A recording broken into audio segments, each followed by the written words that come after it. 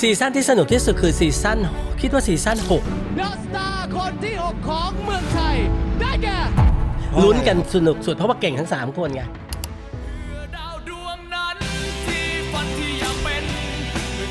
เราจะเห็นคนแบบนั่นเป็นนั่งกันแบบเต็มหน้าแกรมมี่เพื่อไปสมัครเดอะสตาร์อะไรอย่างเงี้ยคนน่าจะหลายพันคนมากอันนี้ของจริงเลยนะของจริงเลยไม่ได้เซตเชื่อไหมว่าบางทีบางคนเนี่ย30 นาทีมันไม่ออกขอโอกาสเกาะกรรมการมันไม่ออกจากห้องเอาเวลาที่ตอนไปออดิชั่นต่างจังหวัดนะครับไม่ออกขอนุ้เพลงนึง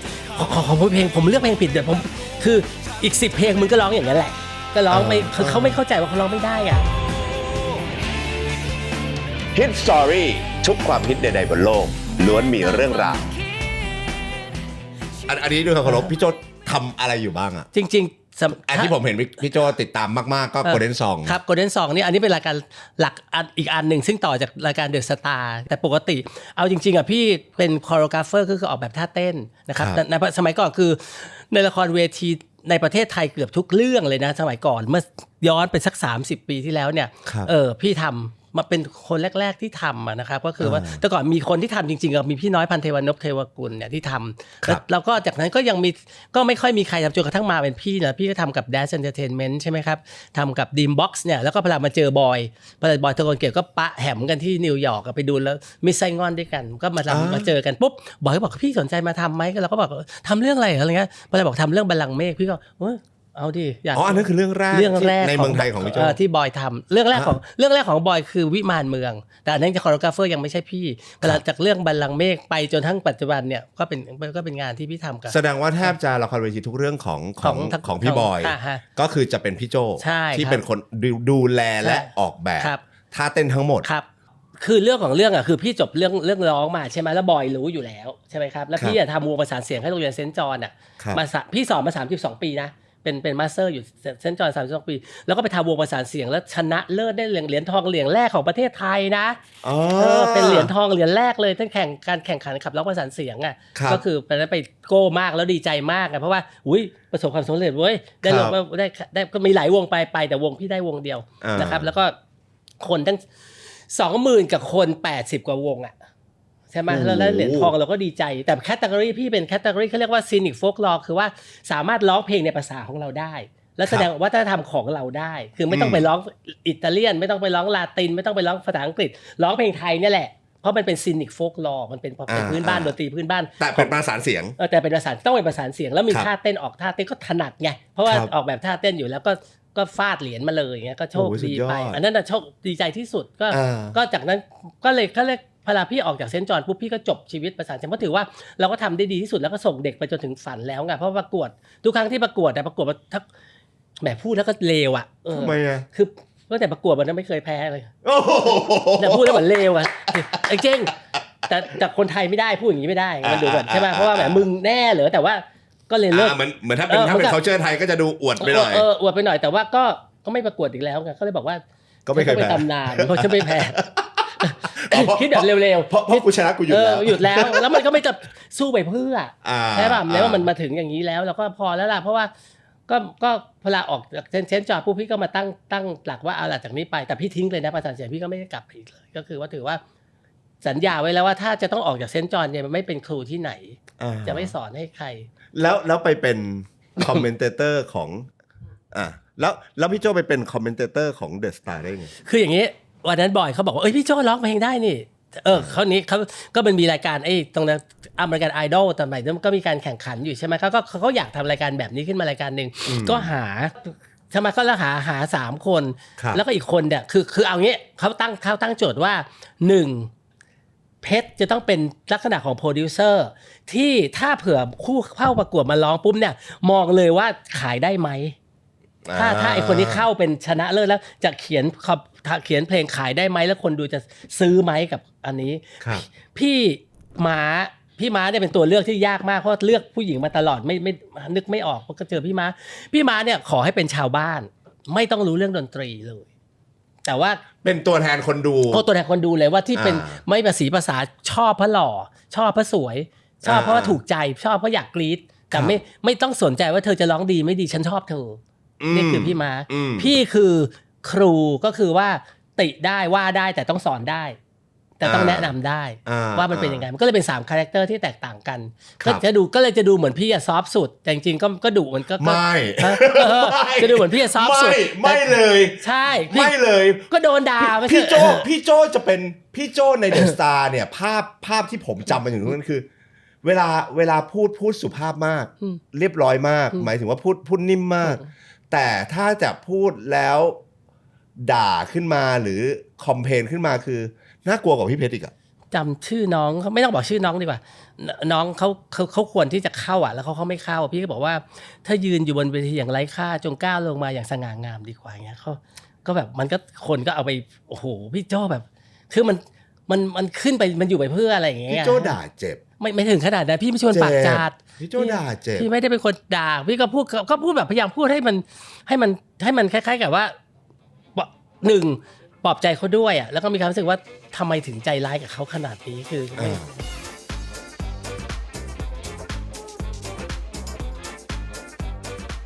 อย่างนี้เดอะสตาร์เนี่ยบางครั้งเราต้องตบช่วยเพราะว่ามันเป็นรายการสดเนี่ยเวลานักผู้เข้าแข่งขันด่าคือตกเนี่ยเพราะมันโดนด่าจากพี่เพชรใช่ไหมแล้วเวลาพี่ม้าฟาดตบกลับเนี่ยถ้าพี่ลงอีกคนจะตายเลยรายการนั้นตายเพราะมันเป็นรายการสดใช่ไหมมันเทปตอนที่คัดเลือกแต่ว่าตอนออนแอร์เนี่ยรายการสดเพราะฉะนั้นมันต้องมีคนหนึ่งที่ดึงขึ้นมาแล้วคนดูมันจะไปด้วยคือคนดูเขาจะไปกับกรรมการนะคือว่าเขาไม่ได้เข้าข้างเราทั้ง3คนนะเขาก็จะมีความรู้สึกว่าให้มันรอดซะหน่อยเถอะวะเพราะคนไทยขี้สงสารไงแล้วบางทีพี่ดูแล้วมันก็ไม่ได้เลวขนาดจะด่ากันคือโอ้โหคนเราถ้ามันด่าขนาดนั้นมันไม่มีทางเข้ามาใน8คนได้หรอกใช่ไหมเพราะว่าใน8คนมันต้องมีดีมันต้องอย่างไรมันต้องแล้วตอนนี้ต้องหาให้เจอไงว่าไอ้3นาทีที่เขาด่าเนี่ยมันมีดีอยู่ตรงไหนใช่ไหมมันก็เลยต้องทำคือเดอะสตาร์นี่น่าจะเป็นผมเช็คว่าอะไรดีเป็นรายการประกวดร้องเพลงเรียลลิตี้รายการแรกรายการที่1เลยครับเพราะว่าเดอะสตาร์เท่าที่ผมดูข้อมูลคือมัน46พี่จะน่าจะประมาณแล้วก็ AF ปีถัดมาใช่ AF เขาช้ากว่าแล้วก็มาทันกันคืออย่างนี้คือเดอะสตาร์เริ่มก่อน AF ใช่ไหมครับแต่ว่า AF เนี่ยเขาเป็นเรียลลิตี้เป็น24ชั่วโมงอะของพี่ไม่ได้เป็น24ชั่วโมงแต่พี่เป็นรายการอันแรกก่อนรายการนี้มันมีดาราของคุณวิทยาวัฒน์แต่อันนั้นมันเป็นอีกแบบนึงมันเป็นรายการที่กรรมการก็3คนเหมือนกันแต่ว่าเขาไม่มีโหวตไม่มีอะไรแล้วการแข่งขันเขาเนี่ยไม่สเปซิฟิกไปว่าร้องอย่างเดียวเต้นอย่างเดียวคือร้องก็ได้เต้นก็ได้ตลกก็ได้อะไรก็ได้ก็ถือว่ายังไม่ใช่แต่ของพี่เนี่ยเป็นอันแรกเลยที่เริ่มแต่ว่ามันมาช้าตรงที่พอมันก็เริ่มที่จะคล้ายๆกับตอนซีซั่น3เนี่ยเราเริ่มไม่ค่อยคือทีมงานกับโปรดิวเซอร์ก็เริ่มหรือมันไปไม่ถูกทางหรือคนดูยังไม่ชอบเพราะอันที่1สนได้ก็ยังไม่ดังใช่ไหมครับนิวจิ๋วก็ได้ที่2ใช่ไหมแต่ณวันนั้นถามว่าเก่งทั้งคู่ไม่เก่งทั้งคู่แต่เรามองศักยภาพเนี่ยมันน่าจะไปได้พอมาอันที่2ก็กลายเป็น M ครับ M ก็ยังไม่เปรี้ยงพอมาอันที่3เนี่ยมันก็มี B กับR เดี๋ยวR ได้ B ไม่ได้แต่คนชอบ B แต่ B ก็ไม่ได้ตอนนี้ก็ยังไม่ได้ไงก็แบบหรือเราจะควรจะพักเพราะคนเก่งมันจะไม่มีหรือเปล่าอะไรอย่างเงี้ยใช่ไหมก็ตอนนี้ก็คิดหรือมันยังไงก็เลยพักไปปีนึงพอพักปีนึงปุ๊บ AF เขาก็ไม่พักไงมันก็เลยมาทันกันมันก็เลยมาเจอกันก็เลยกลายเป็นซีซั่นทันกันพอดีนะครับมันก็เลยทันกันพอดีจริงๆตอนแรกเลยที่เดอะสตาร์เขาผมใช้คำว่าเกิดขึ้นมาตอนที่จะทำจริงๆจุดประสงค์เดอะสตาร์คืออะไรพี่โจสร้างดาราสร้างดาวเดอะสตาร์เนี่ยอะไรก็ได้นักร้องก็ได้นักแสดงก็ได้โฆษณาก็ได้เล่นละครเวทีก็ได้คือไม่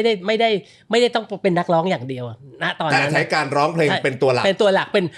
ป็นโจทย์ที่จะทำจะหาตัวตนเพราะว่าถ้าเริ่มที่ acting มันจัดไม่ได้ไงมันยังทำไม่ได้อย่างที่ผมร้องได้อย่างน้อยคุณเป็นนักร้องคุณเล่นมิวสิคัลได้คุณสามารถถ่ายละคร MV ได้หรือคุณสามารถร้องในละครได้ไง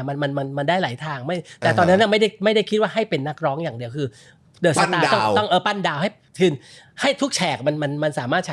ฉายแสงได้หมดว่าเป็นอะไร เป็นเกี่ยวกับวงการบันเทิงได้หมดแต่ไม่ได้ว่าทำเพื่อเป็นนักร้องจริง ๆ แล้วไม่ได้ทำเพื่อเป็นนักร้อง อันนั้นคือจุดประสงค์ตอน จุด ขึ้น ตอนแรกเพราะอย่างสนเนี่ยในสุดเขาก็ไปได้รางวัลมหาลัยเหมืองแร่อะไรอย่างเงี้ยใช่ปะพวกเนี้ยก็ไปบี้ก็เป็นนักร้อง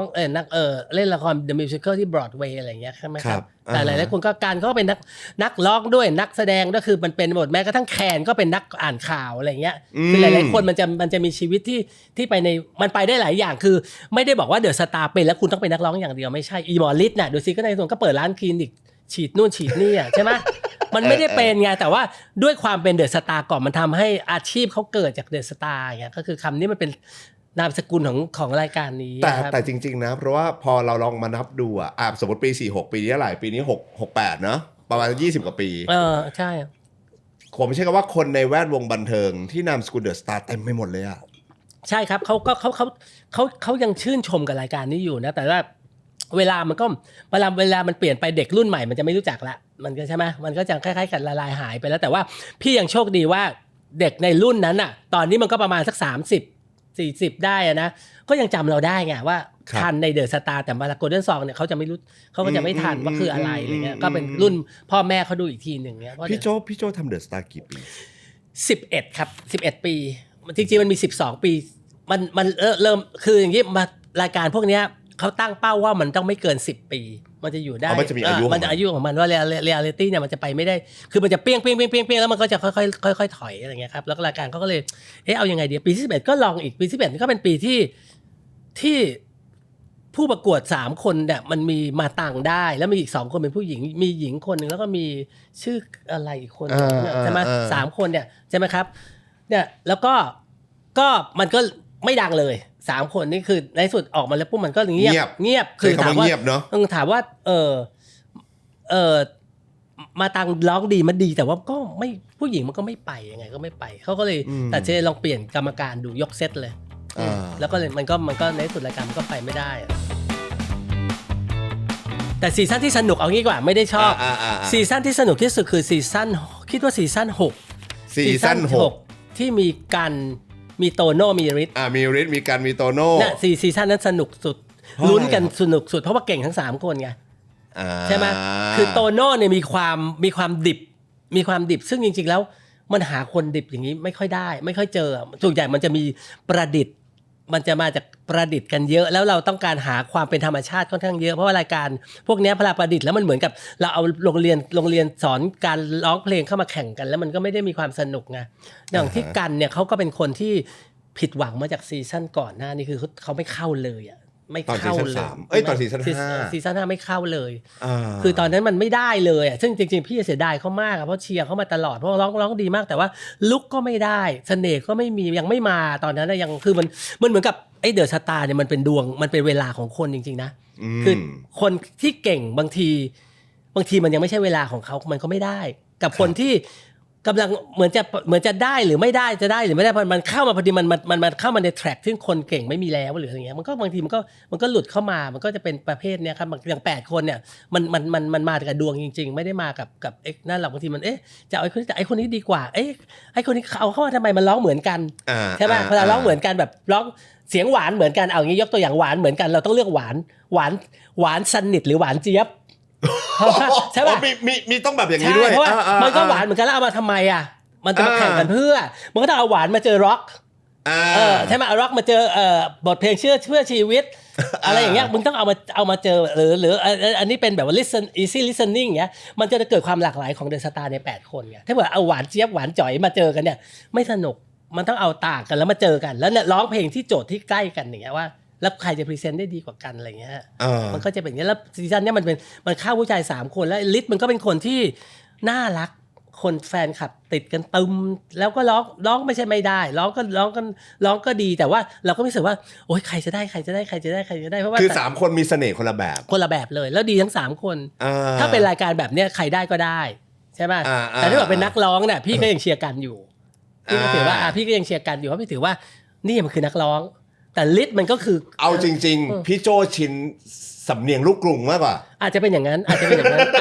ใช่อาจจะเห็นว่าเพราะผมก็จะเชียร์อีกคนหนึ่ง โคตรดีเลยอ่ะใครเป็นคนคิดโมเดลเดอะสตาร์พี่โจเพราะว่า พี่ว่ามาจากมันอาจจะดูจากเมืองนอกด้วยหรือเปล่าอย่างพี่ไม่รู้ ใช่ไหม เพราะว่าจริงๆมันก็ถูกของเขาไงเพราะว่าเขาชอบเขาก็ต้องโหวตเพราะว่าถ้าเอากรรมการเนี่ยกรรมการมีสิทธิ์อะไรแต่มันตลกอย่างหนึ่งนะวันที่เราไม่โหวตก็ด่าว่าทำไมกรรมการคัดเข้ามาแต่ไม่มีสิทธิ์โหวตพลามาโกลเด้นซองกรรมการจะมาเป็นใหญ่กับนักร้องได้ไงก็ควรให้ทางคนทางบ้าน ได้มีโอกาสโหวตบ้างแล้วเขาเลยบางทีเขาวางตัวไม่ถูกว่าตรงจะเอายังไงวะคือกับคนดูเขาก็ชื่นชมแบบของเขาอะครับเนี่ยตอนเดอะสตาร์ครับพี่โจผมอยากรู้ในมุมของคนดูที่มองเห็นเข้าไปแล้วกันกรรมการคัดเลือกยังไงหมายถึงว่าอย่างนี้ตอนช่วงเดอะสตาร์แรกๆเลยเนาะตั้งแต่ปีแรกๆถ้าเกิดใครย้อนกลับไปแล้วได้ดูเนี่ยเราจะเห็นวิธีการโปรโมทของเดอะสตาร์ก็คือตั้งแต่ตอนแรกๆเนี่ยเขาก็จะมีการเหมือนเอาภาพแบบตั้งแต่เริ่มเปิดรับสมัครโน่นนี่เราจะเห็นคนแบบแม่งเป็นนั่งกันแบบเต็มหน้าแกรมมี่เพื่อไปสมัครเดอะสตาร์อะไรอย่างเงี้ยคนน่าจะหลายพันคนมากอันนี้ของจริงเลยนะของจริงเลยไม่ได้เซตไม่ได้เซตเลยในปี3 4 5 6 ปีแรกอะของจริงหมดแต่เวลา7 8มันเริ่มโรยมันเริ่มน้อยแล้วซึ่งแบบว่ากรรมการคัดอะผมเห็นตั้งแต่ในคลิปอะก็จะมีพี่โจพี่ม้าพี่เพชรนี่แหละยังคืออย่างนี้ยังมันยังไงครับมันยังไงคือไอ้ที่เป็นหมื่นคนเนี่ยที่เห็นเนี่ยเขาจะมาก่อนแล้วก็จะมีกรรมการคัดกรองห้องละ2 คนมีประมาณสัก5 ห้องโอเคแข่งละ2 คนพวกนี้จะคัดออกมาก่อนคัดออกมาแล้วถึงจะมาถึงพี่ตอนมาถึงพี่โจพี่ม้าพี่เพชรเนี่ยประมาณ100 กว่าคนโอ้โหประมาณ100 กว่าคนแสดงว่าจะถูกสกรีนจากกรรมการก่อนแล้วใช่อย่างนี้มันจะเดี๋ยวนะขอโทษพูดผิด100 กว่าคนสิถูกเพราะว่าหลังจากพี่สกรีนมาเนี่ยมันพี่ต้องลงจังหวัดลงภาค4 ภาคภาคที่หนักที่สุดคือภาคกลางเพราะมันคนมันเยอะใช่ไหมภาคที่สบายที่สุดคือภาคใต้คนไม่ค่อยไปภาคใต้ตอนแรกเยอะที่หาดใหญ่พอระเบิดมันลงอ่ะใช่ไหมมันมีระเบิดลงอยู่ก็เลยต้องไปภูเก็ตต้องไปอะไรซึ่งคนไม่ไปภูเก็ตมันค่าใช้จ่ายมันสูงดังนั้นคนจะไม่ค่อยไปแต่คนที่หวังเนี่ยมักจะไปภูเก็ตเพราะว่าภูเก็ตคู่แข่งมันน้อยใช่ไหมคนสมัครน้อยที่ขอนแก่นก็เยอะเชียงใหม่ก็เยอะแสดงว่าหมายถึงว่าคนที่ตกรอบภาคเหนือมีสิทธิ์ไปที่อื่นมีสิทธิ์ไปอีสานก็ได้ไปใต้ก็ได้ถ้าไม่เข้ารอบ8 คนนะเข้าไปได้หมดไปได้หมดเลยตกแล้วไปอีกตกแล้วไปอีกได้แต่ส่วนใหญ่เนี่ยตกแล้วเนี่ยมันจะตกซ้ำสังเกตว่ามันตกแล้วมันไม่พลาดหรอกเพราะดีมาอีกแล้วเลยว่าคือมันรู้แล้วไงที่ตกแล้วตกซ้ำเนี่ยเราก็จะรู้ว่าถ้ามีอะไรที่สดกว่าใหม่กว่าเราก็จะเลือกหมายถึงเราก็ให้โอกาสนะครับแต่ถ้าบอกว่าคุณกลับมาอีกทีแล้วหลังจากที่เราคอมเมนต์เราไปแล้วเขาไม่ได้แก้มันก็มีประโยชน์ไงเวลาคัดเลือกเนี่ยกรรมการพอสมมติว่าเขาคัดกรองก่อนตอนแรกจากหลายพันคนจะเหลือประมาณ100 กว่าคนครับแล้วจะต้องเข้ามาเจอพี่โจพี่ม้าพี่เพชรเขามีสเปคไว้ให้พี่ๆไหมครับว่าพี่ปีนี้ผมอยากได้ประมาณอย่างนี้นะหรือเฮ้ยพี่แบบนี้นะสเปคบิ๊บอะไรเงี้ยหรือมันมาจากพี่โจพี่มาพี่เพชรโดยตรงเลยว่ามันมีอย่างนี้มันมีแค่ครึ่งว่าเขาก็บอกว่าเหมือนกับว่าขอให้รายการมันอยู่ได้สปอนเซอร์เข้าด้วยนะไม่ใช่ว่าพี่จะเลือกแบบคุณภาพล้ำหน้าไม่ได้อย่างเงี้ยใช่ไหมเขาบอกว่ามันจำเป็นใช่ไหมล่ะก็คือว่าลองดูซิเฉลี่ย8 คนเนี่ยเขาขอ4เรา4อะไรอย่างเงี้ยเขาแค่บอกว่าใช่ไหม for TV มันจำเป็นแต่ส่วนใหญ่มันก็ที่เขาเลือกกับเราเลือกเนี่ยมันก็คือใกล้กันแหละมันก็ไม่ได้ทิ้งห่างอะไรกันมากมายไม่มีล็อกมีล็อกไหมครับไม่มีล็อกบอกอันนี้พูดเลยไม่มีล็อกต่อให้เขาชอบยังไงเขาก็ไม่ล็อกเขาไม่ล็อกมีจิ้มตั้งแต่แบบวันคัดเลือกพี่คนนี้ต้อง8ไม่อันนี้จะไอ้ต้อง8เนี่ยคือเขาจะพูดอย่างนี้ว่าลองดูว่าถ้าใน8 คนแล้วมันเหมาะที่เข้าได้สมควรจะเข้าไหมแต่สุดท้ายจะอยู่ที่เราเขาจะให้เราเด็กเส้นมีไหมครับไม่มีเลยไม่มีมันมีอยู่อันนึงนะแต่มันไม่ใช่เส้นมันเป็นเหมือนกับคนดังอ่ะแล้วก็เข้ามาแต่ก็รวยไงก็คือแจกไอ้เงินโหวตอ่ะ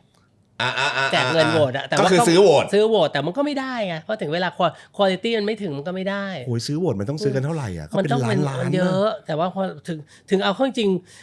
บางทีประชาชนก็เก่งเหมือนกันนะบางทีมันเหมือนกับว่าเงินมันก็บางทีเหมือนกับซื้อได้แต่มันซื้อไม่ได้อ่ะพอเอาโหวตจริงๆมันก็ไปแพ้กันไอ้วินาทีสุดท้ายอะไรอย่างเงี้ยครับแล้วคณะกรรมการ3 ท่าน คัดเลือกจากอะไรครับจากรอบแรกที่เราจะเห็นคลิปว่าพี่โจเป็นเลือกแล้วมันจะมากลุ่มนึงก่อนถูกไหมแล้วพอกลุ่มนึงแล้วมันจะค่อยไป8ใช่ถูกไหมไอตอนคัดเลือกเข้ามากลุ่มเนี้ยคัดจากอะไรครับพี่โจคัดจากอยากรู้มาตรฐาน1เอาเสียงมาก่อนเลยนะเอา voice มาก่อนเพราะว่ามันคนดูเรื่องร้องแล้วลุกมาอันดับที่2 character มาเป็นอันดับที่3แล้วก็ confidence มาเป็นอันดับที่4ความมั่นใจสำคัญเสียงลุกcharacter แล้วก็ความมั่นใจถ้ามา4อันนี้มาครบพร้อมกันจบก็ไปเลยเข้าได้เลยให้ได้เลยvoice จะเป็นตัวหลักเป็นตัวที่จะทำให้เรา หรือบางทีให้โอกาสว่าเสียงมันยังไม่ดีแต่มันพัฒนาได้ไหมอะไรอย่างเงี้ยเราก็จะแค่แบบให้เวลาเขาด้วยว่าเขาสามารถมันก็มีความกดดันเขาด้วยมันก็เป็นความสนุกของรายการไงว่าทุกคนก็จะจ้องไอ้เนี่ยที่มันอ่อนที่สุดเนี่ยมันจะไปก็อย่างบี้อ่ะบี้เนี่ยใช่ไหมบี้เนี่ยถ้าเกิดงั้นนะก็ถ้าเลือกร้องในวันนั้นนะวันนี้ก็ไม่เจอแล้ววันนั้นพี่บี้เข้าด้วยเพราะว่าลองให้โอกาสดูว่ามันน่าจะพัฒนาคือว่าคาแรคเตอร์ได้ครับลุกได้ใช่ไหมครับคอนฟิเดนซ์มีแต่ร้องเป็นร้องแต่มันผ่าน3ไงใช่ไหมอ่อน1แต่อีก3คะแนนไปสูงอะไรเงี้ยก็ลองดูก็มันเข้า2คนสุดท้ายได้แสดงว่ามันพัฒนาแค่ไหนอะใช่ไหมพูดถึงอันนี้ก็ต้องยอมรับอันนี้ไม่ใช่ว่ากรรมการเก่งแต่ต้องบอกว่าผู้เข้าแข่งขันมันมีความมันสู้ใจมันสู้คือจริงๆพี่พูดสารภาพนะที่น่ากลัวที่สุดคือรายการตอนสดตอนที่มันไปต่างจังหวัดไม่น่ากลัวเพราะมันเป็นเทปอย่างเงี้ยคือเป็นเทปเนี่ยคุณตัดต่อได้ไงเชื่อไหมว่าบางทีบางคนเนี่ย30 นาทีมันไม่ออกอ่ะขอโอกาสเกาะกรรมการมันไม่ออกจากห้องอ่ะเอาเวลาที่ตอนไปออดิชั่นต่างจังหวัดนะครับไม่ออกขอนุ้เพลงนึงขอเพลงผมเลือกเพลงผิดเดี๋ยวผมคืออีก10 เพลงมึงก็ร้องอย่างนั้นแหละก็ร้องไม่เขาไม่เข้าใจว่าเขาร้องไม่ได้ไงเขาก็คุณก็ยังร้องอย่างนั้นอยู่ก็เขาก็ขอโอกาสคือเขาจะมีวิธีที่ทำให้เราแบบไม่สามารถเอาเขาออกไปได้จนกระทั่งแต่พอตัดออกมาเนี่ยมันก็อยู่ที่3 นาที5 นาทีอย่างเงี้ยมันก็จะเป็นลักษณะของอย่างนี้แต่หลังบ้านเนี่ยมันเป็นแบบนั้นแต่ว่าที่หนักจริงๆของกรรมการก็คือว่าวันที่พี่มี1 นาทีพี่ม้ามี1 นาทีพี่เพชรมี1 นาที3 นาทีสำหรับคอมเมนต์ถ้าเผื่อพี่เพชรเริ่ม1 นาทีกว่าแล้วพี่ม้าเกิดอินด่าไม่เลิกเนี่ยหรือว่าชอบไม่เลิกเนี่ยพี่จะเหลือประมาณ30 วิเพราะพี่มักจะเป็นคนสุดท้ายเพราะว่ากูโดนตบตลอดว่าทำไมขอก่อนก็ไม่ให้เป็นคนสุดท้ายเนี่ยคือความสนุกมันอยู่ตรงนี้ความกดดันไงว่าจากที่จะต้องมีตัดพูดปังจบอย่างเงี้ยมันก็เป็นอย่างเงี้ยแล้วแต่ว่าถ้าส่วนใหญ่พี่ก็อยากเป็นคนแรกเหมือนกันแต่พี่ก็ไม่ค่อยได้เป็นแต่ว่าในที่สุดแล้วมันก็มีความสนุกมันก็จะแซวว่าพี่เลิกพูดได้เลยมันก็พูดกันตรงๆเลยตรงนั้นน่ะก็จะอันนี้คือความสนุกแต่ว่ามันก็เป็นความกดดันเพราะว่าอย่างมุติว่าสมัยก่อนจะสังเกตว่าคอมเมนเตอร์เนี่ยจะไม่ค่อยพูดคำหยาบจะไม่ค่อยกูมึงสมัยนั้นน่ะทำแล้วเรากลัวหลุดไงบางทีมันเล่นกันแล้วอย่างพี่มาชอบด่าพี่เพชรอีบ้าอะไรอย่างเงี้ยใช่ไหมแล้วเราก็จะกลัวเพราะว่ามันกลัวว่าเดี๋ยวมันจะไม่ดีอะไรอย่างเงี้ยก็จะกลัวกันตรงเนี้ยรายการสดจะกลัวมากกว่ารายการเทปเพราะรายการเทปเนี่ยเขาช่วยหรือเขาก็ตัดให้อะไรอย่างเงี้ยฮะแต่แสดงว่ากรรมการทั้ง3ท่านจะถูกวางคาแรคเตอร์และถูกบรีฟว่าใครจะเป็นแบบไหนใช่มาเขาไม่ให้เป็นแบบไหนแต่เขาบอกว่า3แบบที่เขาอยากให้เป็นคือโปรดิวเซอร์ชาวบ้านครูเขาจะพูดแค่นี้แล้วเวลาพวกคำที่คอมเมนต์อ่ะพี่โจออกเองไม่มีสคริปต์จริงเหรอไม่มีครับออกมาจากหัวทุกคนเพราะว่าถ้ามีแสดงว่าด่าแรงๆที่โดนแรงๆอะไรเงี้ยพี่ม้าเอาเองสดเลยพี่เพชรเอาเองสดเลยพี่แต่กี้พี่ถึงพูดกับเองอะว่ามันประโยคบางอย่างมันจะมาพร้อมกับการเห็นจำได้ไหมว่ามันเห็นปุ๊บแล้วมันปากมันออกไปเลยอะว่าเรารู้สึกยังไงกับตรงนั้นมันมีหลายครั้งที่พี่พูดแล้วมันกูพูดออกไปได้ไงวะผมพูดออกไปได้ไงอะไรเงี้ยพ่อออกไปได้ในใจแล้วพูดออกไปได้ไงคือเราก็คือมันไปเองอ่ะแสดงว่าคอมเมนต์นี่คือสดครับเพราะว่าถ้ามีสคริปต์ตะกุกตะกักแน่ถ้าโดนบังคับให้พูดอ่ะเท่ากับว่าเรากลายเป็นหุ่นเลยนะถ้าเกิดเขาเป็นสคริปต์ให้พูดเท่ากับเขารู้ก่อนแล้วเขามาบอกเราแต่อันนี้มันเป็นตัวตนที่มันจะนึกอยากจะด่าเลยไงนึกอยากจะสอนพี่ก็สอนคือพี่ก็มีสิทธิ์ในการสอนเพราะพี่เป็นครูไงพี่ก็มีสิทธิ์ที่จะทำสนุกมากเลยอ่ะสนุกยอมรับว่าสนุกแล้วก็รักรายการนี้ค่อนข้างมากในสมัยนั้นตอนไม่มีโหยเสียใจเหมือนกันอ่ะ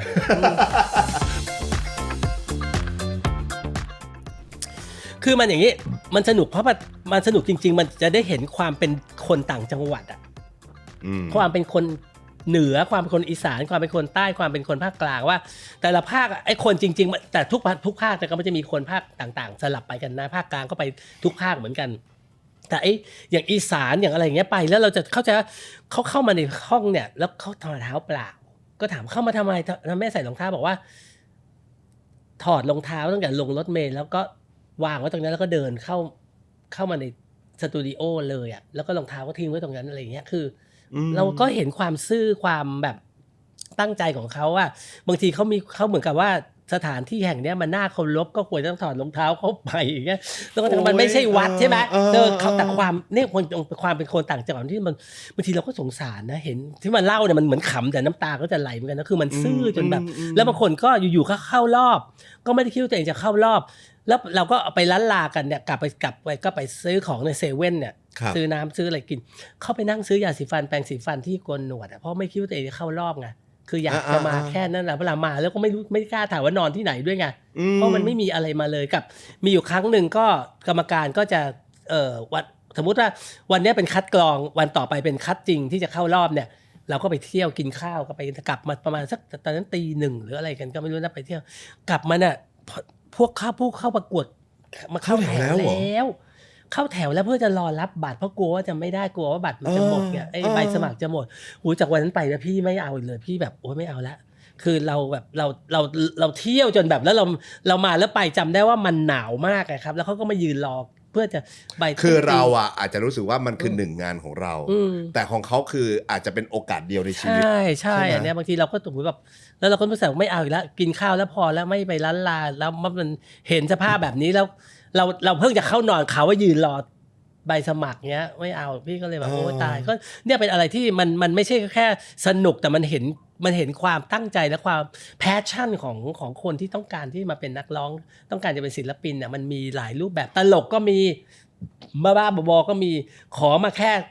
ได้ออกทีวีก็มีไม่ต้องเข้ารอบก็ได้อะไรเงี้ยก็มีอะไรเงี้ยก็จะวันนี้ถ้าพี่โจไม่เล่าเรื่องแบบ behind อย่างก็ไม่มีใครรู้เหมือนกันนะว่าแบบมันมีความตั้งใจของผู้คนที่แบบไปคือบางทีเราสงสารแล้วบางคนมันคือพิการก็มีไงแล้วบาลานซ์มันยังไงอะในฐานะที่เราเป็นคอมเมนเตอร์แต่วันนั้นพี่ก็พูดกับเขาว่ามันอยู่ที่เวลาแล้วก็โอกาสคือบางคำพูดบางคำพูดเนี่ยมันเจ็บแต่ถ้าเอาคำพูดที่เจ็บปวดมาสร้างตัวให้เราแข็งแกร่งมันจะดีกว่าที่จะไปทนทุกข์ทรมานอยู่คำพูดช้ำๆอันนั้นมันไม่ได้อยู่กับเรามันไม่ใช่คำพูดที่ออกมาจากปากเรามันไม่ใช่ตัวเราเป็นคนใครก็ได้ที่มาจัดเราเขาไม่รู้จักตัวเราเขาไม่รู้จักจิตวิญญาณและความเป็นคนของเราฉะนั้นถ้าเมื่อไม่ใช่เราอย่าไปสนใจจงเสียใจถ้าเมื่อทำตัวเองให้ตัวเองเจ็บช้ำแต่อย่าเสียใจถ้าคนอื่นทำให้ตัวเองเจ็บช้ำเพราะคนอื่นก็คือคนอื่นก็จะบอกเขาในลักษณะให้เขาเข้าใจว่ามันไม่ต้องสนใจหรอกเพราะว่าเขาก็มีหน้าที่เขาอยากจะพูดอะไรก็พูดถ้าเราไม่ได้เป็นอย่างนั้นไม่เห็นสนใจแต่ถ้าเราเป็นอย่างนั้นก็เขาก็พูดถูกอ่ะใช่ไหมแต่ว่าคุณไม่ได้เป็นคุณไม่ต้องสนใจฉะนั้นทุกอย่างมันอยู่ที่ตัวเราเขาบอกว่าพี่ก็บอกเขาว่าแค่นี้ถ้าน้องทนไม่ได้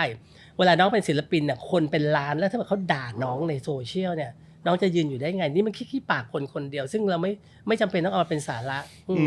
อย่างเงี้ยเป็นต้นที่พี่โจ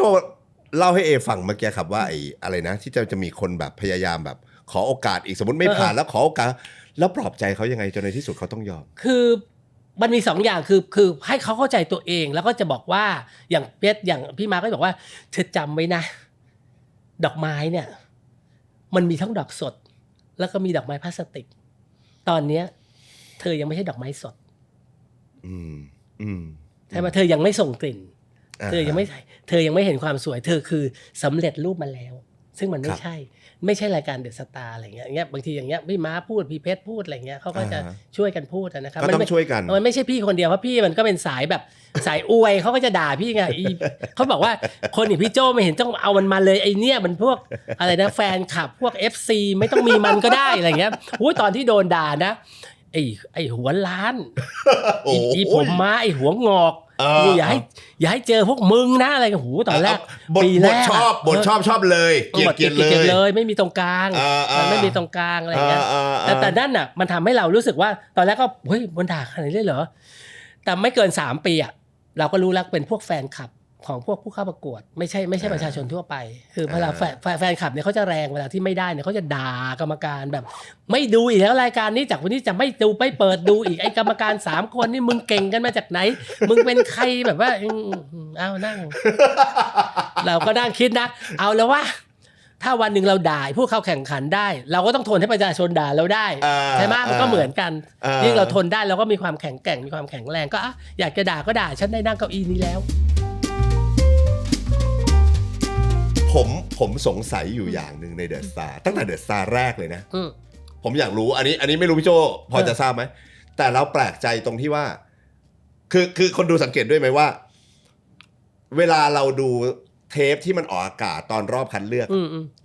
เราก็จะรู้สึกเฉยๆว่าแต่ละคนถูกมาปั๊บคนนี้เข้ารอบคนนี้ไม่เข้าโดนเนี่ยแต่พอสมมุติว่าพอพี่โจพี่ม้าพี่เพชรเลือกครบ8สมมติพอเลือกครบ8ไปแล้วนะไอ้วันประกาศเนี่ยไอ้8คนนั้นก็ปกตินะแต่พอวีคต่อมาทำไมมันหล่อมันสวยกันขึ้นมาทันทีเลยวะเขาให้เห็น before after ไงแสดงว่าเขามีการเมคโอเวอร์เขาทำเขาพลามันเข้า8คนนะบ้านมันก็ได้อยู่แบบสบายนะเสื้อผ้าก็มีสไตลิสต์ด้านหน้าแต่งผมทำสีให้หมดเปลี่ยนใหม่หมดเปลี่ยนลุคเลยแสดงว่าถ้าได้8เมื่อไหร่ปั๊บเปลี่ยนเดี๋ยวไปเปลี่ยนลุคกันเปลี่ยนลุคเลยได้อยู่ในบ้านเดียวกันเพราะว่าเขาลิฟต์โทรศัพท์ลิฟต์ทุกอย่างหมดไงไม่ให้ดูทีวีด้วยอันนี้ก็เรียลเหรอฮะเรียลฮะอันนี้จริงไม่ให้เลยไม่ได้แบบว่ากลับไปบ้านเดี๋ยวค่อยมาถ่ายไม่เขาเดินสตาร์ไม่แต่ถ้า AF ก็ไม่ AF ก็เข้าบ้านเหมือนกันนะแต่เดินสตาร์เนี่ยทันทีที่เข้าแปะเขารวบเลยแล้วก็ไปเลยไปเหมือนเข้าค่ายเข้าแคมป์เข้าแคมป์เลยแล้วก็ปรับลุคเขาประกาศเสร็จปุ๊บวันรุ่งขึ้นเขาให้ทุกอย่างเตรียมมาแล้วเขาก็ลิฟต์โทรศัพท์ทั้งหมดลิฟต์คือเขาจะเช็คหมดเลยไม่ให้มีแล้วถ้าดูทีวีก็จะให้ดูเฉพาะรายการนี้ว่าวันที่แข่งกันแล้วให้ดูว่าเนี่ยเห็นมาร้องอย่างเงี้ยโดนด่าอย่างเงี้ยจะกลับปรับปรุงแก้ไขยังไงแต่ไม่ให้ดูรายการอื่นไม่ให้รับโทรศัพท์ไม่ให้บอกว่าซิกแนลกันว่าเฮ้ยคะแนนมึงมาแล้วนะอะไรอย่างเงี้ยไม่มีแสดงว่าผู้เข้าแข่งขันไม่รู้เลยโดนด่าไงก็ไม่รู้ไม่ให้เห็นคอมเมนต์ด้วยไม่ให้เห็นเขาลิฟต์หมดไงลิฟต์โทรศัพท์ถ้าจะโทรมาจะมีคนรับให้ผู้ปกครองโทรมันเนี่ยแต่จะมีเจ้าหน้าที่รับแต่ไม่ให้ผู้เข้าแข่งขันได้รู้โลกภายนอกชีวิตคืออยู่กับการซ้อมอยู่กับการออกกำลังกายอยู่กับต่อเพลงอยู่กับการเต้นแล้วเข้าสตูดิโอมีเท่านี้แล้วอย่างพี่โจเองหรือพี่ม้าเองหรือพี่เบสได้เข้าไปเจอไม่ได้ห้ามเข้าห้ามรู้จักห้ามสนิทสนมห้ามทักทายจนกระทั่งตกถึงจะแตะตัวกันได้นั่นนะไม่ให้เลยไม่อย่างนั้นจะเกิดการลำเอียงใช่ไม่ให้เลยไม่ให้เจอร้องเจอหน้ากันอย่างนี้เขาปัดเขาปัดไอ้ศิลปินเข้าไปเลยผู้เข้าแข่งขันขอโทษผู้เข้าแข่งขันเข้าไปเลยไม่ให้เจอเลยจนกระทั่งวันที่มันตกเราต้องไปกอดมาละปลอบใจมันนั้นเจอกันได้แล้วจากนั้นเจอกันได้เพราะว่าวันรอบต่อไปเขาก็มานั่งดูได้ไงเพราะว่าซีซั่นแรกเนี่ยคนที่ได้คือพี่สนใช่ไหมถามแบบง่ายๆเลยทำไมเป็นพี่สนเนี่ยได้เพราะความน่าสงสารของคนไทยด้วยมันก็มีโหวตด้วยใช่ไหมพี่สนกินน้ำล้างเท้าแม่ที่แบบไม่มีน้ำมนต์ไม่มีจนไงไม่รู้ทำไงก็เอาแม่เนี่ยล้างเท้าแล้วก็เอาน้ำเนี่ยกินคนก็โอ้โหแบบเทคะแนนให้แบบถล่มทลายแล้วสนเป็นคนร้องเพลงดีด้วยไงใช่ไหมก็เลยได้เขาจิ๋วก็ไม่ใช่ไม่ดีนะดีแต่ตอนนั้นน่ะคือคนมันเทคะแนนผู้ชายแต่ส่วนใหญ่รายการพวกนี้นะผู้ชายมันจะมาเพราะว่าผู้ชายจะมีแฟนคลับเป็นผู้หญิงเยอะกว่าใช่แล้วส่วนเขาก็มีสตอรี่ดีเทลซึ่งแบบว่าติดยามาก่อนเคยอะไรอย่างเงี้ยมันปรับมันคือคนไทยให้โอกาสไงแบ็คกราวด์สตอรี่มันครบหมดเรื่องครบหมดเลยแสดงว่าตอนแรกๆเดอะสตาร์ก็ไม่ได้คาดหวังถึงขั้นว่ามองในแง่ของการที่จะไปผมใช้คำว่าไป develop ต่อหรือการต่อยอดตอนแรกพี่ยังคิดว่าคงจะคิดว่าเป็นรายการร้องเพราะเราก็คิดว่าอย่างนั้นไงครับว่าคนนั้นเป็นร้องแต่เขาบอกว่ามันควรจะสตาร์เนี่ยไม่ได้แปลว่าซิงเกอร์ไม่ได้แปลว่ามันคือดาวที่อยู่ข้างบนมาฉายแสงตรงเป็นแบบอะไรก็ได้ดาราเขาก็เรียกสตาร์ไงใช่ป่ะแต่มานักร้องก็ใช่ไหมก็เป็นได้หมดเขาก็เลยมาขยายความตรงนี้ว่ามันเป็นได้มากกว่าเพราะว่าถ้างั้นมันจะเป็น singing contest มันจะไม่ใช่คำว่าเดอะสตาร์เพราะมันไม่ครอบเดอะสตาร์นี่มันก ต้อ ว้าง ครบ มันครบ เหมือนที่ผมชอบคำที่ ใช่ปะ พี่โจบอกว่าเพราะเดอะสตาร์มันมี5แฉกอะ เออ มันต้องส่องแสงทุกแฉก ใช่มันต้องออกมาหมดนะทุกมุมที่คุณมีอยู่ประกายที่คุณออกน้อยออกมากไม่รู้แต่คุณต้องมีทุกมุมใช่ไหม ซึ่งตอนนั้นเดอะสตาร์มีการการันตีไหมครับว่าสมมติคนที่ได้ที่1คุณจะได้ออกอัลบั้มแน่ๆได้เดอะสตาร์เนี่ยแปลกไปกว่ารายการอื่นคือว่าไม่ให้ตังค์ที่1ไม่ได้เงินได้ถ้วยแล้วก็ได้ออกเทปแต่ว่ามันก็รวยทุกคนอ่ะก็ไปต่อยอดกันเอาเอง ต่อยอดกันเอาเอง ต่อยอดกันเอาเอง แล้วก็มันเป็นรายการที่แปลกที่2มักจะดังกว่าที่1ผมกำลังจะถาม ว่าทำไมเดอะสตาร์เนี่ยส่วนมากที่2ที่3ทำไมมันถึงดังกว่าคนชนะเพราะอะไรพี่โจคือบางทีนะพี่ต้องบอกว่าคุณภาพกับความชอบอ่ะบางทีอ่ะมันก็ไม่คือจะพูดไปแล้วงานศิลปะเนี่ยมันถ้าจะเอาจริงๆอะนะครับมันตัดสินด้วยคะแนนไม่ได้ไงมันอยู่ที่ความชอบรูปภาพบางรูปเนี่ยทำไมมันแพงเป็นเราไม่ซื้ออ่ะเป็น10แล้วมันอยู่ที่ความชอบของคนอ่ะเป็นเทสเป็นเทสของคนคือเขาชอบแบบเนี้ยเขาไม่ได้ชอบแบบนั้นนะถึงแม้คะแนนนั้นจะเป็นเอกฉันท์แต่ว่าเขาก็ชอบแบบเนี้ยเขาก็มีสิทธิ์ที่จะชอบแบบนี้เขาก็เลยเลือกที่จะชอบแบบที่เขาชอบคือจริงๆจะสังเกตว่าคนที่ชอบส่วนใหญ่จะหน้าตาดีหมดใช่ไหมล่ะจะมาคนที่เอาอย่างเงี้ยอย่าง R กับ B เนี่ยใช่ไหมล่ะใช่ไหมอย่างกันกับฤทธิ์อย่างเงี้ยใช่ไหมมันก็ใช่ไหมมันก็หน้าตามันก็ดีหมดแล้วอย่างเงี้ยที่สิงโตกับโดมอย่างเงี้ยใช่ไหมดูหน้าตามสิแต่ละคนมันก็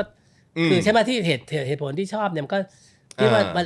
ประเทศเรายังไม่ใช่ประเทศเราทุกประเทศอ่ะมันก็ยังในหลายๆประเทศก็ยังมีความรู้สึก looking มัน better than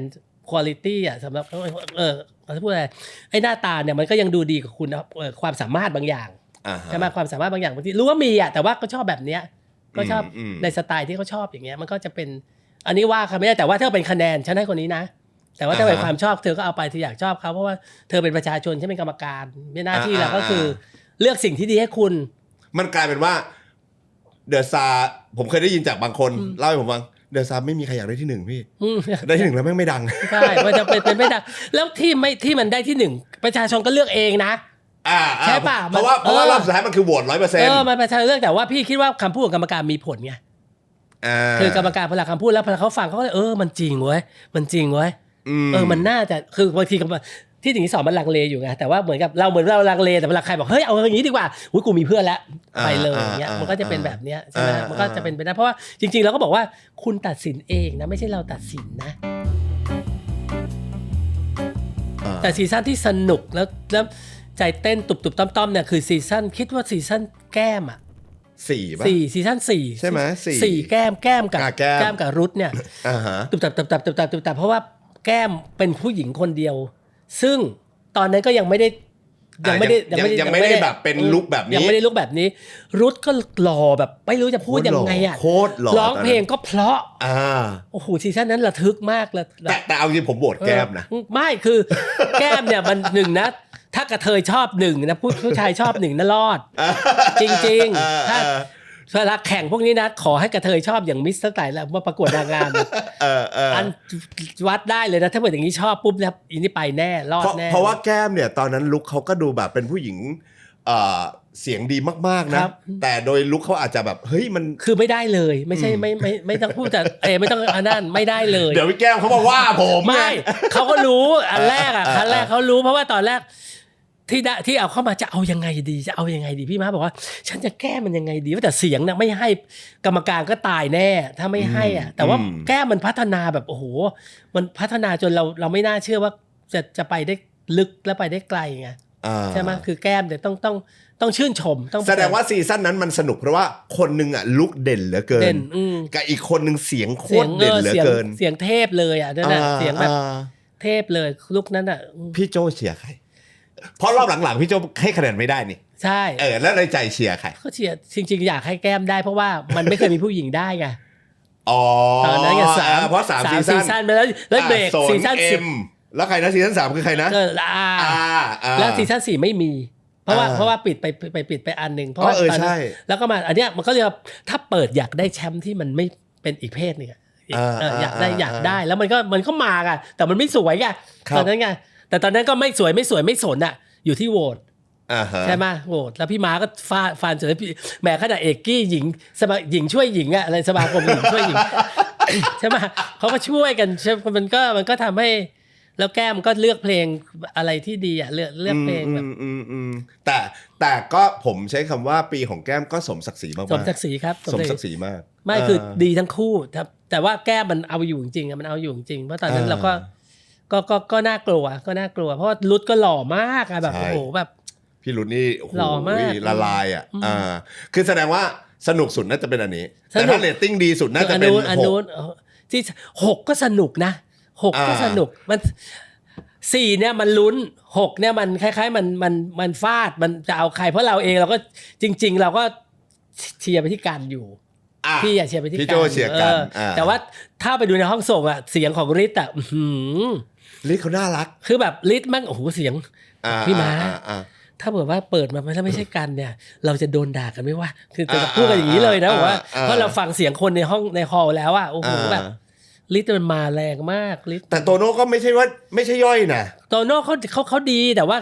ถ้าเกิดเทียบกัน3คนก็คือฤทธิ์กับกันเขาจะแบบเขาจะขี่กันอยู่แล้วแม่ยกมันเขาแรงอะแม่ยกฤทธิ์แต่เขาก็แบบเพราะสิ่งที่ตามมาอีกอันหนึ่งก็คือว่าเขาจะได้แม่ยกที่ดีกันทั้งนั้นทุกรายการพวกนี้ถ้าเกิดร้องถึงร้องดีนะมีความสะดวกสบายกันหมดฤทธิ์ก็สบายพูดไปก็พูดได้นะได้พี่มาอยู่ที่กรรมการพี่มาอยู่ที่กรรมการคือกรรมการเนี่ย3คน3แบบเนี่ยมันมีสไตล์ที่ต่างกันแล้วมันก็มีการถกเถียงมีการเล่นกันมีการสนุกสนานเย้าแย่กันแล้วก็มีการคอมเมนต์ซึ่งทำให้คนโน้มน้าวคนได้ใช่ไหมครับถ้าแบบรายการทั่วไปเนี่ยร้องดีแต่กรรมการธรรมดาเนี่ยมันจะไม่เกิดความสนุกพี่ว่ากรรมการคือตัวหลักพิธีกรคือหลักเป็นตัวชักนำบรรยากาศทั้งหมดใช่เป็นเหมือนตัวเชื่อมให้ความสนุกมันมีตัวเกาะว่ามันสนุกได้จากเนี่ยถ้าไม่มีก็พลังไม่มีกรรมการนะมันก็รายการมันก็แต่จริงเพราะว่าพี่จะพูดมันเป็นตัวแทนคนดูด้วยนะใช่มันมี3แบบไงครับก็ถึงบอกว่ามันบางทีรายการพวกนี้อย่าไปเปลี่ยนอะไรเพราะถ้ามันมีดีอยู่แล้วอะทำมันต่อไปใช่ไหมครับถ้ามันจะต้องเลิกไปนะขอให้มันเลิกไปด้วยมันล้าสมัยไปจริงๆแต่พอเราไปปรับเปลี่ยนแล้วบางทีมันช็อกคนดูเขาอาจจะไม่พี่คิดเอาเองนะแต่พี่คิดว่าคนถ้าถามอย่างที่เอถามก็คือว่าอยู่ที่กรรมการเป็นหลักกรรมการพิธีกรเนี่ยเพราะมีเสน่ห์มากให้มันทำให้สนุกเวลาคอนฟลิกต์กัน3คนสมมติแตกเสียงเป็น3เสียงแล้วมันสรุปกันยังไง2-1ต้องให้ได้ 2-1 ถ้า3เสียงต้องได้ 2-1 1-1ไม่มีเพราะว่ามันแข่งคนเดียวไงมันจะใช่ป่ะมันคนเดียวไงมันก็ต้อง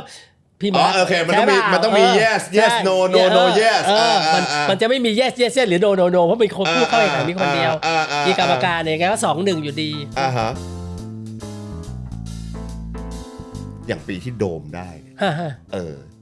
เพราะว่าเอาตรงๆเพราะว่าทุกซีซั่นเนี่ยเราก็จะเห็นว่าเฮ้ยลุคนี้อาจจะมีปีแก้มนะปีแก้มที่แบบชัดเจนโดมเนี่ยมาโมเดลไหนทำไมถึงได้ชนะเพราะเอาจริงๆคือ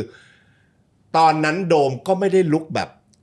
ขนาดนั้นนะแต่โดมได้ว่ะแต่โดมได้ด้วยความสามารถจริงๆนะด้วยคุณภาพของการเสียงยังไงแกงส้มก็ลองสู้ไม่ได้โดยไวท์เนี่ยสู้ไม่ได้โดมเนี่ยเป็นยังไงก็ยังเป็นอย่างนั้นเดี๋ยวนี้ก็ไม่ใช่ว่าดีก็เหมือนเดิมมันไม่ได้พัฒนาคือแต่เขาก็น่ารักขึ้นมีคาแรคเตอร์ขึ้นไม่แต่ว่าตอนนั้นเขาคือตอนที่ประกวดเนี่ยทุกคนมันจะเกรงจะกลัวเพราะว่ากลัวจะตกรอบกลัวจะอะไรอย่างเงี้ยใช่ไหมครับแล้วโดมเนี่ยเขาเป็นคนที่จิตใจดีอ่ะคือว่าทุกครั้งที่เขาร้องเพลงไม่ว่าจะเป็นเพลงอะไรนะไอ้ยามเพลงยามเขาหรือเพลงอะไรต่อมีอะไรพี่เรียกเขาโดมเลมอนสมัยก่อนอ่ะเพราะว่าเขาเหมือนไอ้โดเรมอนไงอ้วนๆกลมๆก็เลยโดมเลมอนอะไรอย่างเงี้ยแล้วพ่อเขาเป็นสโตรกด้วยไงคนก็ยิ่งสงสารคนก็จะสงสารเหมือนกับดูแลแล้วตัวเองร้องดีแล้วก็มีโอกาสคือโดมเนี่ยเป็นคนที่คือค่อนข้างที่จะเข้าไปแล้วจะเป็นพี่ที่ประคองน้องทั้ง8อ่ะจะเป็นตัวหลักในการประคองช่วยเหลือซัพพอร์ตให้กำลังใจคนนู้นคนนี้คนนั้นนะเพราะเขาคงคิดว่าเขาเข้าไม่ถึงเหมือนกันอ่ะที่ว่าเขาคงคิดว่าเขาอาจจะเพราะเมื่อเทียบกับแกงส้มมันคือเอาจริงๆก็คือมันก็เห็นชัดว่าความสามารถของโดมเขาเหนือกว่าแต่คือจริงๆแล้วของโดมเนี่ยมันชัดเลยจริงๆแล้วถ้าถามนะครับแต่ว่า แกงส้มเองเขาก็มีดีไม่ใช่ไม่มี เขาก็มีคาแรคเตอร์ของ เขา เขา ก็มีคาแรคเตอร์ของเขา ฮะ ก็อาจจะเป็น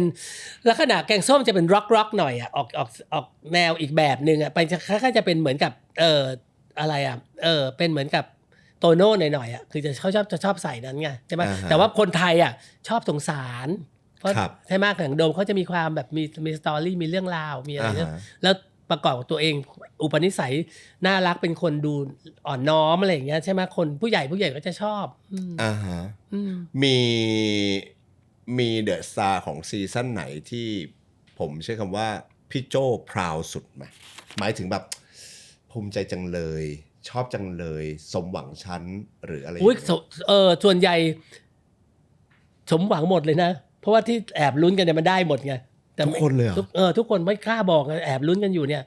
แต่ว่าคือจริงๆแล้วถ้าถามว่าก็ภูมิใจกับทุกคนคือดีใจกับแก้มใช่ไหม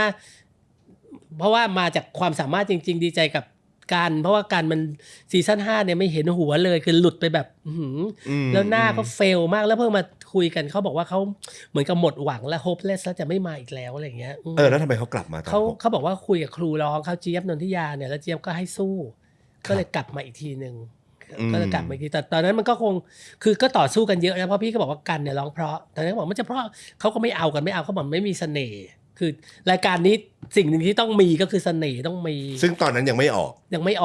เลยเพราะกันมันก็เด็กต่างจังหวัดไงใช่ไหมแล้วยังไม่ได้หน้าตาก็ยังเป็นเด็กต่างจังหวัดอยู่แต่พี่โจมองเห็นแล้วเสียงพี่เอาเสียงก่อนตอนนั้นน่ะแล้วหน้าก็เป็นไทยๆใช่ไหมแล้วเนี่ยโดมที่พูดเนี่ยที่มันเก่งจริงๆมันเขาเรียก white insight แต่มันเป็นอาร์ตเพียวๆที่ไม่ได้มาจากลุคอะใช่ไหมมันคือมันบริสุทธิ์จากข้างในจริงๆนะที่แสดงว่าทุกๆซีซั่นเนี่ยก็ผมก็เรียกว่าตามคาดใช่ตามคาดกรรมการก็ส่วนใหญ่มันก็จะไม่ค่อยมันจะไม่ค่อยพลาดแต่แต่ว่าไอ้ความดังว่ากันไม่ได้เพราะที่2มันก็จะไปมากกว่าที่1มันต้องมนนะเดอะสตาร์มันต้องมันเป็นอย่างเงี้ยมันเป็นอะไรก็ไม่รู้เป็นอย่างนี้ตลอดเวลามันเริ่มมาแผ่วช่วงประมาณซีซั่นไหนครับ11เนี่ยเริ่มเรื่องไม่ดีแล้วเพราะอะไรอ่ะพี่โจเพราะว่าเขาบอกว่าตามสถิติของรายการพวกนี้มันจะอยู่ได้ไม่นานไม่เกิน10ไม่เกิน10ไม่ได้มากสุดก็12อะไรเงี้ยเขาพูดกันนะเพราะมันจะคนมันก็จะเคยแล้วเพื่อนอย่างนี้เดอะสตาร์เนี่ยมันเป็นแบบวัยรุ่นดูเยอะมากเพราะฉะนั้นการโหวตเนี่ยวัยรุ่นเนี่ยเขาจะชอบในสิ่งเขาจะชอบเร็วชอบมาแป๊บๆแล้วอันนี้ไม่เอาละไม่ดูละไม่ชอบแล้วก็ไปเลยในระหว่างที่โกลเด้นซองเนี่ยคนดูจะเป็นคนแก่ฐานจะแน่นก็จะดูอยู่อย่างเงี้ยจะสู้ติดแล้วติดเลยเขาจะไม่หลายใจอ่ะพูดง่ายๆเขาไม่มีเวลาหลายใจแล้วเขาไม่มีเวลาแล้วเขาก็จะชอบแบบนี้ของเขามันก็เลยทำให้ฐานของโกลเด้นซองเนี่ยพี่ว่าน่าจะไปได้นานกว่าน่าจะไปได้นานกว่าแต่เดอะสตาร์เนี่ยมันวัยรุ่นมันเยอะนะแต่แม่ยกก็เยอะนะเดอะสตาร์เยอะไหมเยอะแต่เยอะเป็นแม่ยกเยอะแต่เยอะไปคนเลือกคนเยอะไงคนเดียวเลยไม่ได้มีสำหรับทุกคนเนี่ยคนเยอะก็เยอะไปเลยซึ่งตอนท้ายเนี่ยก็คือเดอะสตาร์ในยุคแรกก็เดินมาได้11ซีซั่น12ซีซั่นแล้วก็เลยตัดสินใจหยุดเหรอฮะหยุดเพราะว่ามันตอนแรกมันคงซีซั่น12มันไม่ดังเลยไงสักคนน่ะคือมันไม่รู้สึกคนได้จะชื่อบิ๊กหรือไงบิ๊กกับปิ่นน่ะใช่ไหมหรือ12ใช่ไหมบิ๊กได้ปิ่นได้ที่2แต่มันเงียบมากอ่ะมันเงียบมากคือแต่เอาจริงๆก็ใช่ไหมอันนี้ด้วยความเคารพผมไม่ได้ดูไงตอนซีซั่น12ผมก็ไม่ได้ดูก็มันเป็นรายการที่ไม่คล้ายๆกับเรตติ้งไม่มาแล้วอ่ะคือแล้วมันด้วยงบประมาณมันไม่เหมือนแต่ก่อนไงเพราะตั้งแต่ซีซั่น10หรือไป11เนี่ยมันไม่ได้ออกไปนั่นแล้วไงมันไม่ได้ออกไปต่างจังหวัดแล้วคือมันใช่ไหมมันก็เลยเหมือนเริ่มทำออนไลน์ส่งคลิปโน่นนี่นั่นแล้วก็ส่งเข้ามาทุกคนก็มาแข่งกันที่กรุงเทพเท่านั้นเองไม่ได้มันก็เลยมันราคาใช้จ่ายมันสูงด้วยคือจริงๆพี่ว่าอาจจะความนิยมก็อาจจะถดถอยลงไปอะไรอย่างเงี้ยครับเรตติ้งมันก็อาจจะไม่ได้พุ่งมันซักเซสเพราะอะไรรายการนี้นอกจากกรรมการพี่ว่ามันเป็นครั้งแรกที่เป็นการวิจารณ์กันตรงๆที่ไม่เขาเรียกว่าไม่ให้บัวไม่ให้ช้ำน้ำไม่ขุ่นไม่ใช่ไงเพราะประเทศไทยเนี่ยเราจะไม่พูดกันตรง คนไทยจะไม่พูดกันมีกลิ่นตัวกลิ่นเต่ากลิ่นปากเคยพูดกันตรงๆไหมล่ะก็ไม่พูดก็อาจเป็นนินทากันอีนี่กลิ่นตัวไม่แรงใช่ป่ะ ลืมรูดซิปยังไม่กล้าบอกกันเลย เราจะไม่บอกว่าต้องไปปรับปรุงจักรแล้นะหรือว่าเขาจะไม่มันพูดไม่ได้ไงใช่ไหมแล้วอยู่ๆวันนี้เธอร้องเพลงแบบใช่ไหมเงี้ยรถขนเป็ดคว่ำเหมือนเงี้ยแบบว่าเสียงอะไรอย่างเงี้ยเสียงรถขนเป็ดคว่ำคือแบบ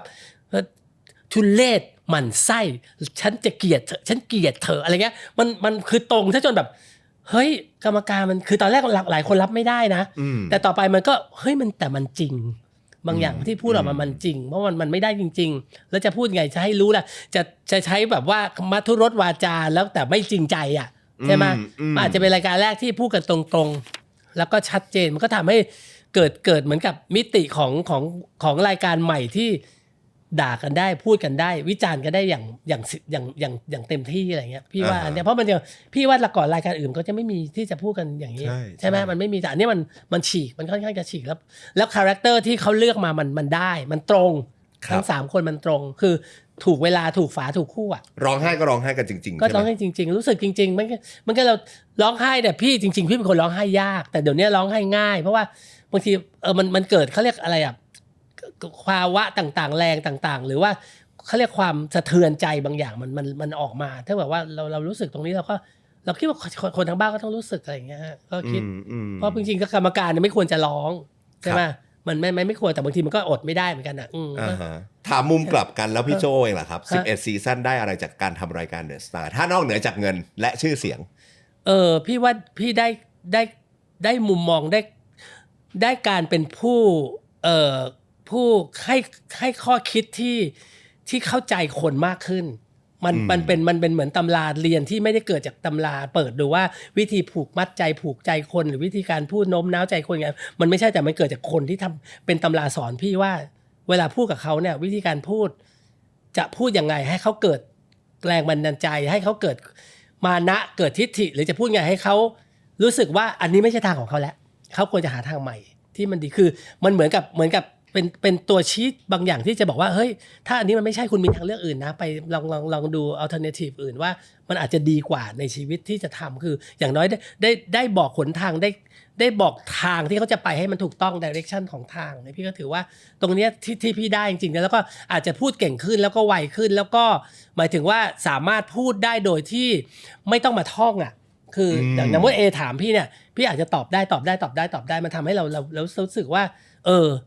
เราอาจจะมีความไหวพริบปฏิบัติไหวพริบที่เร็วขึ้นอ่ะได้สกิลตรงนี้มาใช่ได้สกิลการพูดทุกคนพูดบอกว่าพี่เป็นคนที่พูดจาดี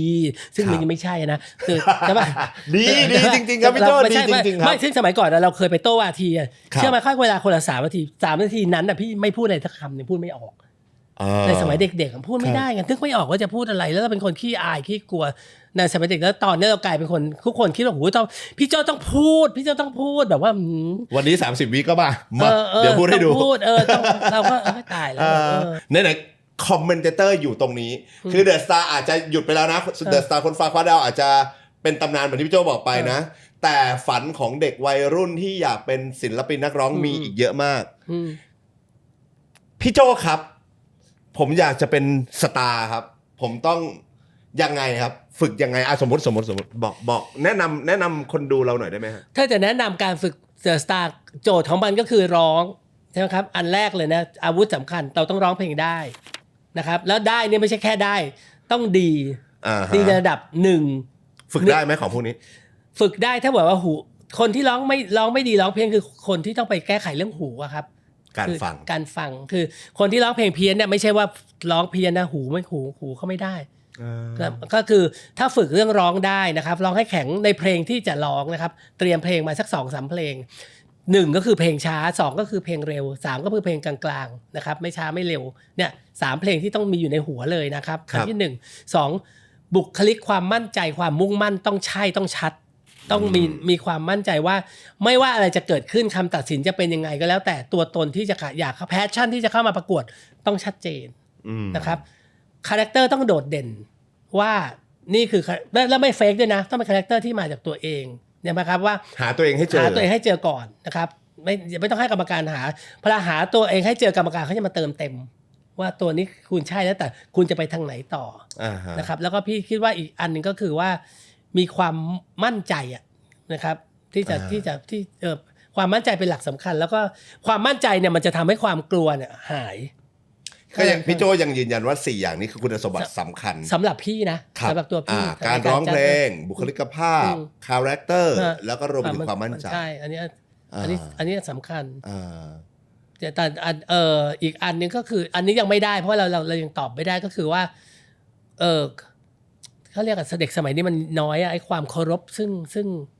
สัมมาคารวะ สัมมาคารวะต้องมีอันนี้สำคัญมากแต่ผู้แบบนี้ก็อาจจะเชยเกินไปเพราะว่าเด็กสมัยนี้มันคือสัมมาคารวะที่มันต้องมีเพราะว่าเมื่อเข้าไปแล้วเนี่ยการต่อสู้หรือการเข้าไปเจอกับผู้ใหญ่เนี่ยมันสำคัญมากนะยังไงก็ตามในเจนเนี้ยยังไงผู้ใหญ่ที่แก่กว่าเนี่ยมันก็ยังเน้นเรื่องความการสัมมาคารวะเด็กสมัยนี้ไม่มีไงมันก็ กาลเทศะสัม มั มาน คา ไม่ ร มี วะ อันนี้มัน ใด แต่อันเนี้ยมันสอนได้อบรมได้ต่อเมื่อคุณเข้ามาเป็นศิลปินแล้ว มันสามารถที่แต่ถ้าคุณมีมาก่อนมันจะดีมันจะช่วยในเรื่องของวิธีการอยู่ได้ในวงการนี้พี่นะอายุขนาดนี้เนี่ยเขายังจ้างงานพี่ได้พี่ก็ถือว่าใช่ป่ะคือพี่ยังจะดังได้อยู่อีกเหรอ ได้สิ ไม่ในนี่นะพูดกับตัวเอง สมมติในวัยเราเนี่ยเขาอยากจะเนี่ยเดินไปเนี่ยเขายังให้กินไส้กรอกฟรีเลยร้านเจ้าของอ๋อจริงเหรอเมื่อกี้เดินมาเหรอเขากินไส้กรอก เฮ้ยผมอยู่มาเกือบ10 ปีทำไมผมไม่เคยได้ไส้กรอกฟรีแถวนี้เลย แต่พี่ก็แต่ที่ให้น้องก็เลยบอกให้ทีมงานกินคนอย่างเรานะอายุขนาดนี้ยังมีโอกาสที่จะมีแฟนคลับใช่ไหมคนมาชื่นชมได้โอ้โหมันเรียกว่ามันเป็นโบนัสของชีวิตใช่ป่ะคือคนทำงานมาขนาดนี้แล้วพี่ควรจะดังเมื่อตั้งสัก30-40ใช่ไหมนี่66แล้วยังแบบได้อยู่เงี้ยพี่ก็คิดว่าเฮ้ยเดี๋ยวจริงเหรอจริงสิปีนี้ก็66แต่ว่าครับพี่ก็คิดว่าถ้าเกิดเราอายุอย่างนี้แล้วเรายังโลดแล่นอยู่ในความชื่นชมของคนได้เนี่ยพี่คิดว่าอันนี้เป็นรางวัลใหญ่ของพี่อีกชิ้นนึงของในชีวิตเลยนะพี่คิดว่ามันคือคนอื่นมันต้องโรยลงแต่สักวันพี่ก็ต้องโรยลงนะไม่ใช่ว่าเราจะขึ้นไปเรื่อยๆแต่ว่าณวันนี้มันเหมือนเป็นรางวัลที่แบบสิ่งที่เราทำมาความมุ่งมั่นความตั้งใจ passionคาแรคเตอร์ตัวตนที่เรามีคุณภาพคุณภาพของเราเนี่ยมันยังทำให้เราอยู่ได้พี่ก็ถือว่าถ้าเรายังอยู่ได้เนี่ยมันก็เป็นกำไรของชีวิตนะที่มนุษย์ชราอย่างเรายังผู้คนยังถ่ายรูปเขายังขอถ่ายรูปได้อยู่ใช่ไหมใครจะคิดว่าคนอย่างเรามันจะได้วะใช่ไหมดีจังเลยครับอันนี้ก็พี่ก็ดีใจในจุดนี้ของพี่อย่างถ้าผมใช้คำว่าสิทธิ์หรือผมใช้ว่านักผู้เข้าแข่งขันสิทธิ์เก่าเดอะสตาร์ทั้ง11ซีซั่นเขาดูอยู่โอ้ยถ้าเขาดูอยู่จะต้องบอกว่าเขาคือความภูมิใจของคณะกรรมการทั้ง3คนนะคะเพราะว่าจริงๆแล้วที่เลือกพวกคุณมาเนี่ยไม่ใช่ว่าเลือกเพราะว่าสงสารไม่ได้เลือกว่าคุณหน้าตาดีไม่ได้เลือกว่าคุณหล่อแต่เลือกเพราะว่าคุณคือเดอะสตาร์ของเมืองไทยทั้ง11คนครับสุดยอดขอบคุณครับพี่เจ้าขอบคุณมากครับขอบคุณครับโอ้ยเฮ้ยอันนี้เขียนไว้ด้วยนะ